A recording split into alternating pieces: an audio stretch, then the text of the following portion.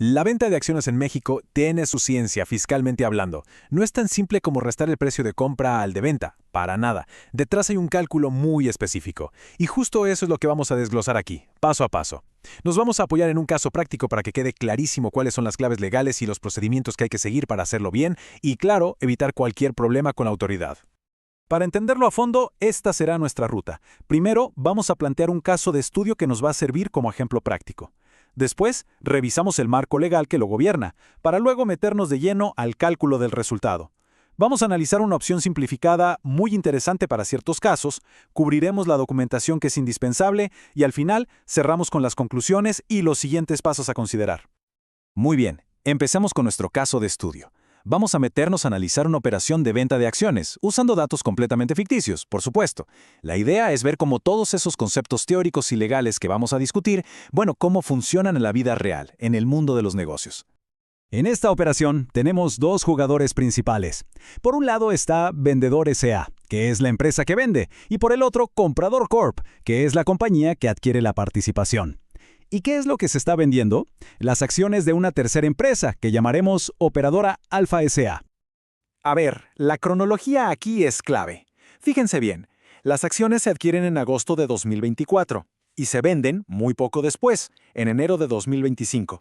Este periodo tan corto, de menos de un año, es fundamental para una regla fiscal especial que vamos a ver más adelante. Y otro dato crucial es el origen. Estas acciones se adquirieron por una capitalización de pasivos. ¿Qué es eso? Es un proceso donde una deuda que la empresa tenía con el accionista se convierte en capital, o sea, en acciones. Ok, ya que tenemos clara la operación en términos generales, pasemos a ver qué leyes y regulaciones la gobiernan. Entender este marco es indispensable, porque cada paso del cálculo, cada documento, cada requisito tiene un porqué, un fundamento legal que tenemos que respetar sí o sí. Todo el proceso se rige por estas normativas. La ley del impuesto sobre la renta, la famosa LIR, es la principal, la que nos dice el qué se debe hacer. Su reglamento ya nos da el cómo. Por otro lado, el Código Fiscal de la Federación, o CFF, es como el manual de reglas generales del juego fiscal en México. Y la resolución miscelánea nos da los detalles finos y las aclaraciones que se actualizan cada año. Aquí llegamos a un concepto que es el corazón de todo este asunto. El monto original ajustado, mejor conocido como MOA. Miren, si no entendemos qué es el MOA, simplemente no podemos avanzar. Es la base para determinar el verdadero costo fiscal de las acciones. Y ojo, no es nada más lo que se pagó por ellas. Para nada. Hay que pensar en el MOA como un valor vivo, un valor dinámico que se actualiza con la inflación y que también se ajusta según las utilidades o pérdidas que haya tenido la empresa mientras se poseían las acciones. ¿Por qué es así? Porque busca una mayor justicia fiscal. Es súper común caer en este error, pensar que el costo fiscal es el precio de compra y ya. Pero la realidad, lo que la ley exige, es que debemos calcular y usar el monto original ajustado. El MOA refleja de una manera mucho más fiel el valor económico real de la inversión a lo largo del tiempo. Justo por eso es la métrica que la autoridad fiscal nos pide para determinar si hubo ganancia o pérdida. Ahora sí, con los conceptos ya más claros, entramos de lleno al núcleo de este análisis. Veamos juntos, paso a paso, cómo se determina el resultado fiscal de esta venta, aplicando todo lo que acabamos de revisar a los números de nuestro caso de estudio. El procedimiento que nos marca la ley del impuesto sobre la renta es muy claro. Consta de 3 pasos lógicos. Primero, identificar el ingreso total de la venta, que normalmente es el precio que se pactó. Segundo, que es el paso más complejo, calcular el famoso monto original ajustado. Y tercero, aplicar la fórmula para obtener el resultado fiscal final, que nos dirá si tuvimos una ganancia o una pérdida. Regresemos a nuestro caso de estudio. Aquí tenemos las 2 cifras que necesitamos para la fórmula. Por un lado, el ingreso por la venta, que fue de 15 millones de pesos, y por el otro, el monto original ajustado, que después de hacer todo el cálculo complejo que ya mencionamos, resultó ser de un poco más de 16 millones. La fórmula fiscal es bastante directa en su lógica. Al ingreso por enajenación, o sea, el precio de venta, simplemente le vamos a restar el monto original ajustado, el MOA, que representa, como ya vimos, el costo fiscal actualizado de las acciones. Y al aplicar la fórmula con nuestros datos, el resultado es una pérdida fiscal de poco más de 1 millón de pesos. Este es un desenlace clave. Porque una pérdida fiscal no es solo un mal resultado financiero. Fiscalmente, es un activo. Esta pérdida se puede usar de forma totalmente legal para disminuir la carga de impuestos de otras ganancias que el contribuyente genere en el futuro. Ahora, ¿se acuerdan que al principio dijimos que el poco tiempo que se tuvieron las acciones era un dato muy importante? Bueno, pues aquí es donde ese detalle cobra vida y nos abre la puerta a una opción especial que la ley nos ofrece, una especie de vía rápida para ciertos casos. Entonces, la pregunta del millón es, ¿la ley fiscal trata diferente a las acciones que se poseen por menos de 12 meses? La respuesta es un sí y rotundo. Y es una disposición que puede simplificar muchísimo las cosas, sobre todo cuando la operación resulta en una pérdida, justo como en nuestro caso. El fundamento legal para esto lo encontramos en el artículo 22 de la Ley del Impuesto sobre la Renta.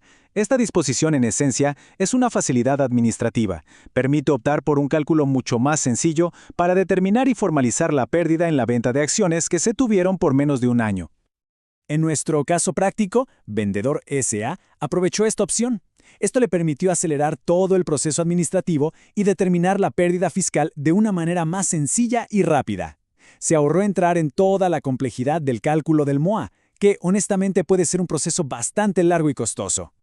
Ya tenemos el cálculo, ya conocemos el resultado, pero el trabajo no termina aquí. De hecho, ahora viene una parte igual de importante, la validación. Necesitamos los documentos correctos que demuestren ante la autoridad fiscal que toda la operación y el cálculo se hicieron de forma correcta y apegada a la ley. Aquí hay dos documentos que son absolutamente críticos. Primero, el CFDI de ingresos, que no es otra cosa que la factura electrónica oficial que comprueba la venta y el monto.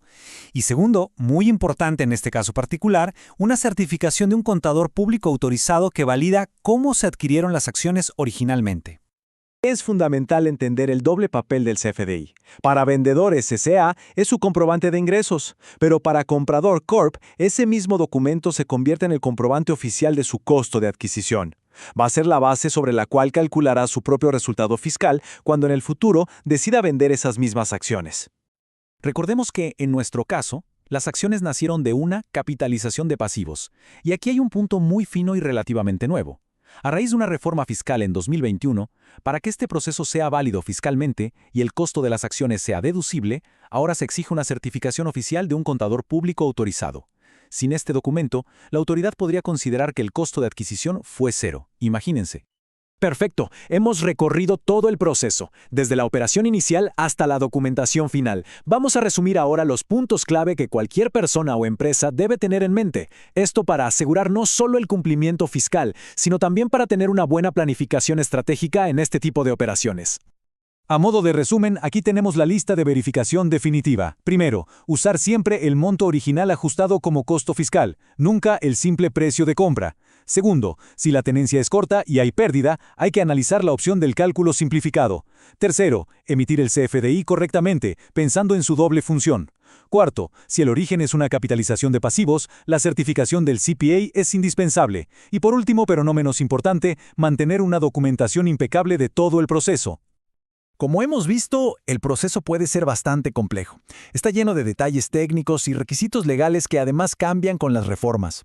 Para un análisis experto y a la medida de sus operaciones, pueden contactar a FRIMS. Y esto nos deja con una reflexión final. En un entorno fiscal tan detallado y dinámico, ¿es realmente posible navegar estas operaciones sin la guía de un experto para asegurar el total cumplimiento y además optimizar el resultado?